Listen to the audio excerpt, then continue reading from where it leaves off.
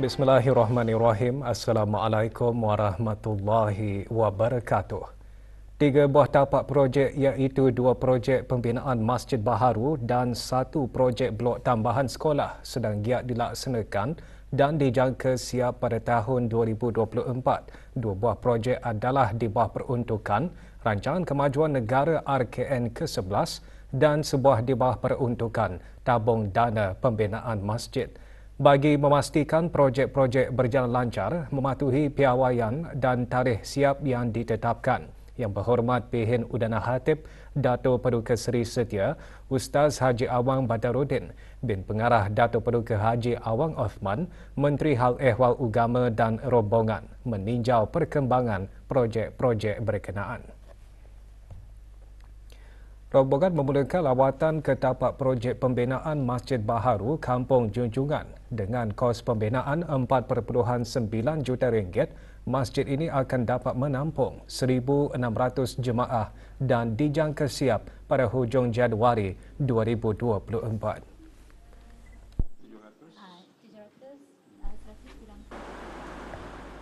Juga ditinjau tapak projek blok tambahan Sekolah Menengah Arab Laki-Laki Hasanah Bolkiah yang akan menempatkan bilik-bilik darjah tambahan. Projek dijangka siap pada suku pertama tahun 2024. Turut dipantau tapak projek pembinaan Masjid Baharu Rancangan Perumahan Negara Kampung Rimba yang menelan belanja RM3.6 juta. Dijangka siap pada November 2024. Masjid berkenaan akan dapat menampung kira-kira 2,000 jemaah.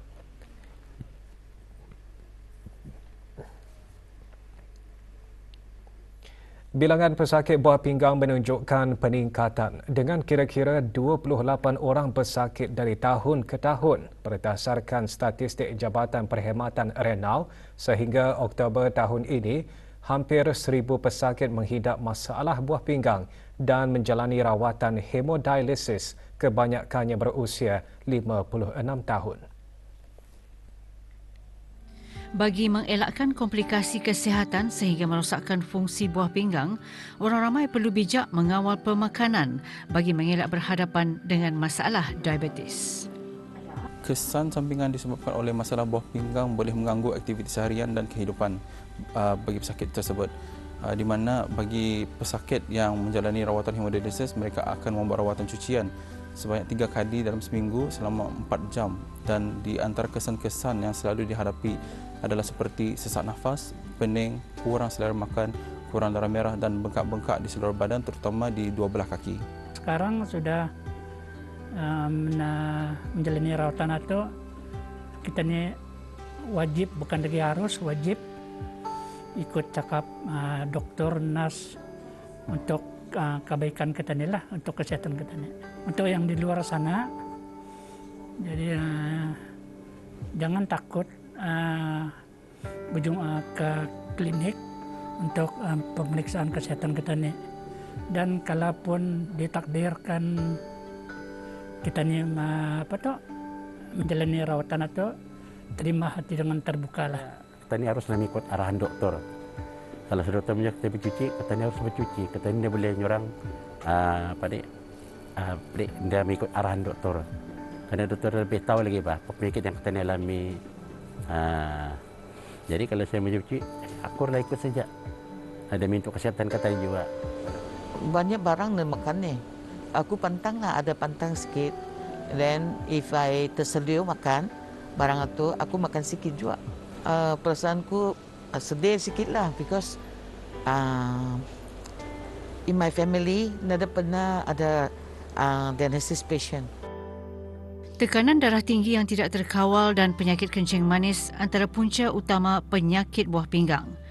Orang ramai disaran agar bijak mengawal pemakanan bagi mengelak berhadapan dengan masalah diabetes yang boleh mengakibatkan komplikasi kesihatan sehingga merosakkan fungsi buah pinggang.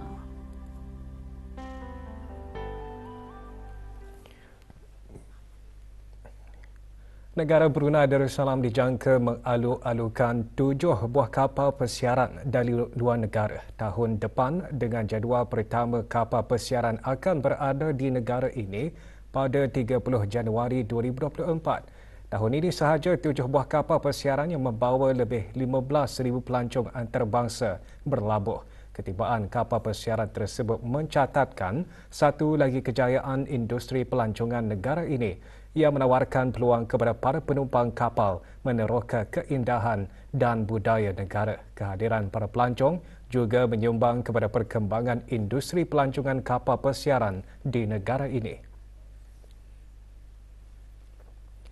Kapal persiaran pertama yang tiba tahun ini, Oceania Nautica dari Cape Town, Afrika Selatan, membawa 800 penumpang, diikuti dengan The Seven Seas Mariner, Oceania Insignia dari Florida, Amerika Syarikat dan kapal Norwegian Jewel yang membawa lebih 7,000 penumpang. Terbaru, Aida Bella dari Republik Persekutuan Jerman membawa lebih 2,000 pelancong.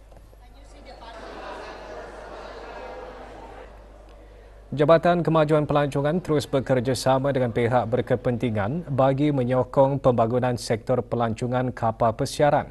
Di samping itu, ejen pelancongan juga menawarkan pelbagai pakej pelancongan yang menarik untuk dilawati.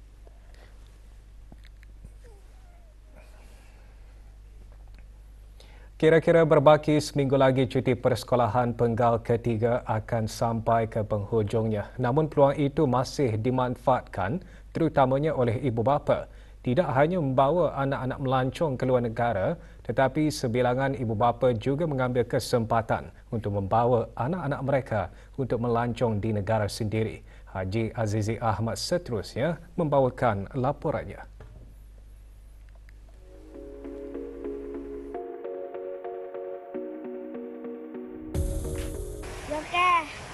I'm excited! Yuck! I'm having fun! Pelbagai tempat menarik boleh dikunjungi di negara ini untuk mengisi masa bersama keluarga, terutamanya semasa musim cuti persekolahan. Di samping itu, pelbagai pihak turut mengisi bulan Disember dengan pelbagai aktiviti menarik. Dengan bercuti di negara sendiri, pelbagai manfaat boleh diperolehi, antaranya dapat mengenali budaya dan warisan yang terdapat di negara ini dengan lebih dekat. Bapaknya kami boleh memperkenali negara kami boleh lebih mendalam lah. For example, pergi ke museum macam Energy Hub which is ada di bandara ni, ataupun museum di belakang ni. Selain daripada itu pun boleh kami macam go family outing, for example ke pantai Muara, pantai Serasa, pantai di Berakas, and then macam activities. Di Brunei rasanya banyak yang hidden treasures, especially time Disember, bulan Disember, ada banyak events yang pop up yang kami boleh attend lah. It's a lot of things to discover. Banyaklah yang kami boleh go for vacation di sini. Satu daripadanya kata ni punya duit itu berpusing. Daripada kita ni mengeluarkan duit ke luar negeri, baik kita ni spending sini untuk apa ni, untuk local, support lokal lah. Macam mana tu, daripada weather keluar mungkin di Temburung, and then peranginan and then macam di Eco Corridor, macam tu lah, pantai apa semualah. Dengan membawa keluarga melancong di negara sendiri, kita secara tidak langsung mendidik dan menanam rasa cinta terhadap negara. Sebagai rakyat dan penduduk negara Brunei Darussalam, kita sepatutnya berbangga dengan keistimewaan yang terdapat di negara kita sendiri.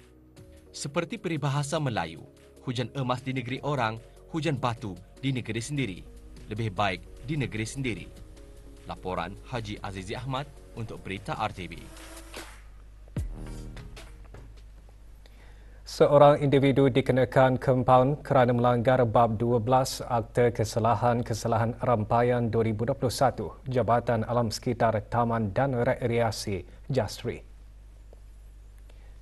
Muhammad Farhan bin Zaini didenda kompaun RM100 kerana melakukan kesalahan membuang sampah di kawasan Kampung Batu Marang. Individu terbabit diberi tempoh 7 hari dari tarikh kompaun dikeluarkan untuk menjelaskan denda.